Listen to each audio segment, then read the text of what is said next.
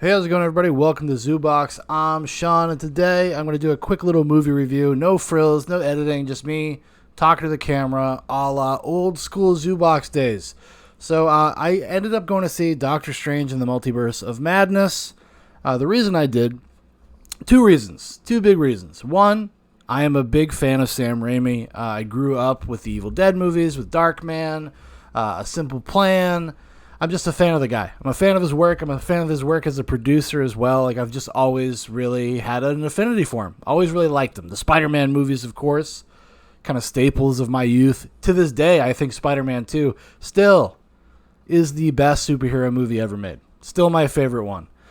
So my curiosity was piqued. I was like, God damn it, I'm going to have to go see one of these fucking Marvel movies because my dog, my man, my pal, my buddy, Sam Raimi was directing it. And I knew that. And I was curious. I was very curious about like how much of him would make it into the product. How much of himself, his personality, and his style would actually be able to get through the Marvel machine. Because so many Marvel movies are kind of made by like TV shows. They have Kevin Feige or Kevin Feige, however you pronounce his name, I don't know. Like he's the top dog and he oversees everything. And he's kind of like the showrunner. Like if this was a television series, he's like the showrunner, and he kind of dictates a lot about what happens. That's why there's so often you hear that there's like a lot of drama behind the scenes of these movies, and I guess there was even some with this movie, which maybe we'll get into a little bit later. And the second reason was because most Marvel heads, most Marvel sycophants were saying that they didn't like the movie. And one of the reasons they didn't like the movie was because of Sam Raimi's direction, and they felt it was incongruent with like the in-house Marvel style. I was like, oh, cool. That kind of piqued my interest. I was like, maybe I'll actually like one of these. You know, it's the thing. I don't just like dog on the Marvel movies just to dog on them. I want them to be good. Like, I want to like them.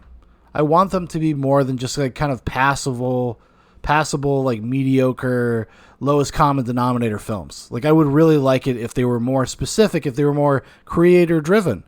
And when you hire somebody like Sam Raimi, that's why you would hire him. You know, it's been forever since he's done a movie. He hasn't done anything since The Great and Powerful Oz, which was another Disney joint, which I actually revisited like a couple years ago, and definitely not my favorite. I don't think it's awful, but it's not great either.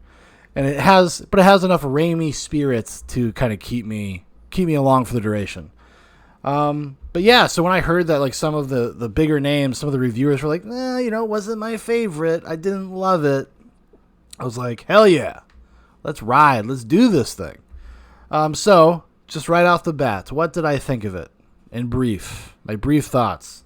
I liked it more than I think other people did, for sure. And the things I like about it are definitely is Sam Raimi. It's his direction. It's his way of doing things. Now, there's nothing you can do about bad writing. There's nothing you can do about contrivance. There's a lot of stuff like that.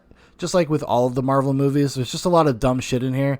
And this one actually probably suffers more than a lot of them do because it is directly related to the stuff that they've been doing over on Disney Plus. Like, so they've expanded these universes. They've taken these characters out of the movies and they've made like mini series and one shots. One of them being WandaVision. WandaVision is a precursor to this. So like, this is a sequel to WandaVision. Like, if you've never seen WandaVision, you're going to be very fucking lost as to what is going on and what is motivating some of what's happening in the story.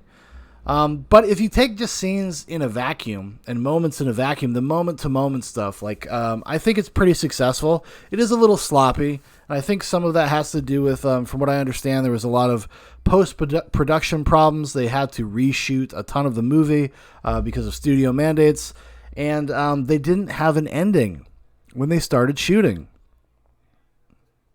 Fucking always, it blows my mind every time I hear that. Oh, we didn't have a completed script before we started shooting. Like, what are you talking about? These are like, these things cost $100-200 million and you guys don't have a completed script. I mean, we kind of know why. We kind of know why a little bit. This is not art. This is not made for high art. It's made as a product. These are products on an assembly line, and they got to get out. They got to get them out. So they put a release date, and then they're like, we got to stick to that because of quarterly earnings and reports. It's just about fiduciary responsibility, really, as a company. So they have to hit these dates, and it doesn't matter. Once that train starts moving, it's got to come out. Now, things slowed down and changed a little bit during the pandemic, but I guarantee you we're right back where we were. And even the movies that like got affected because of the pandemic, like were shelved for a little while. It's not like they were in the background doing post-production for 2 years, tinkering and making things better. No, they finished it, they put it on a shelf, and then it comes out when it ends up coming out. But there is some fun stuff in here. There's a lot of Raimi stuff. I don't want to give too much away, but the movie does kind of lean into Raimi-esque horror territory, which is to say kind of cartoony, kind of like heightened, a little Three Stooges-y at times. And if you're not a fan of Raimi, if you're not a fan of kind of silly shit like that, if you're looking for something that's like more straightforward, dramatic, you will probably be disappointed. There's moments of the movie that actually reminded me a lot, and I think there's a bunch of nods to his older movies, but I was reminded often of Drag Me to Hell, actually. That's the one that came to mind the most, just in the tone of the comedy and the kind of the style of the horror. And I'm a big fan of Drag Me to Hell. Like, I really enjoy that movie. I really love that movie. And so it was cool to see that is kind of where Raimi was going, which is like, Drag Me to Hell is kind of in some respects is like a goofy, gross out, almost family friendly horror movie, because it was like a PG-13 movie, and it's really just more about the goofy side of it than it is like actually something that's truly horrific or terrifying. And then you got all those great like Raimi crash zooms and camera tilts, the Dutch angles and stuff like that, which I guess maybe it might even be a little bit overused, but just as a Raimi fan, I got a kick out of it. And that's really kind of my big takeaway here is like, I'm just happy that so much of Sam Raimi is present in the movie. I didn't expect that. I kind of expected it to get very diluted. So I was happy that it was there. And he's not like, even though he seems like he's pretty well equipped to deal with like these big budgets and big set pieces and stuff, obviously 3 Spider-Man movies, like the Great and Powerful Oz. I thought like the action stuff here was more inventive, like visually, aesthetically, than it was in terms of like choreography and stuff. I thought the action set pieces were a little underwhelming, especially once you start heading towards the finale. Even though this is a somewhat smaller story, it's a little bit more intimate of a story. It does feel just like a CGI mess at some point, which is just what happens with all the Marvel movies. I don't know why that's always the go-to for these things, but it is. Elizabeth Olsen is great as Wanda Maximoff, Scarlet Witch. She's really great in this movie. Benedict Cumberbatch is solid. Like that's the thing about all the Marvel movies. They're all very well cast. Like the actors are usually pretty good. But he was good. And he's actually a good like Raimi actor, which is a kind of a very specific thing. To be like a Sam Raimi leading man. He actually kind of slotted pretty well into that. I did enjoy it for the most part. And there's like the new character, America Chavez, which I'm not sure if she was introduced in some other Marvel thing. I don't watch like all of the Marvel Disney Plus stuff. I've been trying to watch Moon Knight and I just cannot get into it. I just can't get into it. And I don't know why. I would think that would be something that would be like right up my alley. There's something about it that I find just so like boring. I can't quite put my finger on why, but I'm just having a hard time getting through it. Like I fall asleep every single time I put it on. But so I'm not sure if she was like kind of introduced somewhere else, because it is very like mise en scene, really just kind of throws you in there. It almost feels haphazard the way she's introduced. She's kind of without ceremony. She's introduced in a way that will lead you to believe that you already know who she is. So that might be the case. I don't know. Because there are a lot of like plot holes. There's a lot of contrivance. There's a lot of stupid shit in here. And the multiverse stuff. I wish there was actually more of it. I expected there to be more of it. They're really, when they say the multiverse, they kind of go to one other world. And that's it. And then you get to see kind of alternate versions of characters that you've known from past Doctor Strange stuff. And also there's a few surprises. I don't want to give any of them away. There's a few fun surprises with cameos. But it doesn't ever feel like very consequential. I thought it was going to be a lot crazier with that stuff.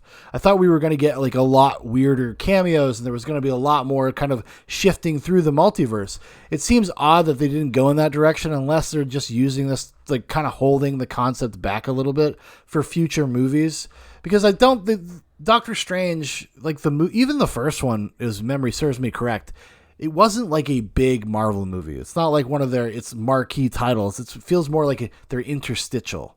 They're there to like kind of stitch pieces together, and especially with like the Disney Plus stuff, they have to do that, and it felt like that more than it ever had before.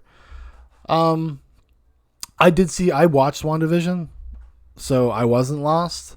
WandaVision actually starts out very cool, and then kind of just does what all Marvel movies do. All Marvel products, just super underwhelming. But yeah, so I was pleasantly surprised. I enjoyed this way, way more than I thought I was going to. I'm not a fan of these movies, and I was pleasantly surprised. I mean, that could be just because I had such low expectations. I kind of wanted to like it because I like Sam Raimi. So, take that into consideration. But I had a good enough time. With it. I'll probably watch it again at some point. I'm sure my wife will want to watch it. Maybe. So there you go. All right, everybody. Thank you for watching. Thank you for listening. If you'd like to know more about Zoobox, there's a bunch of links in the description. Take you where you need to go.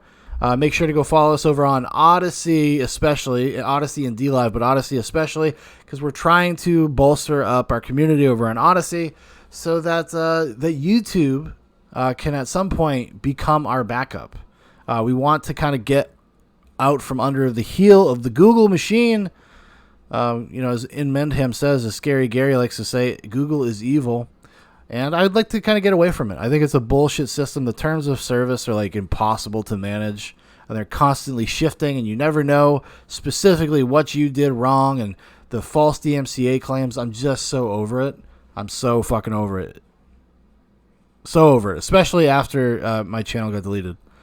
So, yeah. So head over there. We even have a Rumble page too. I'm not sure if that's in the description. I'll have to update it. We actually have a Rumble page where most stuff gets auto-uploaded, so a lot of that stuff's over there. We're just not very active on Rumble as of right now, but maybe someday in the future. All right. Thanks for watching. Thanks for listening. Goodbye. I'll see you later. Goodbye.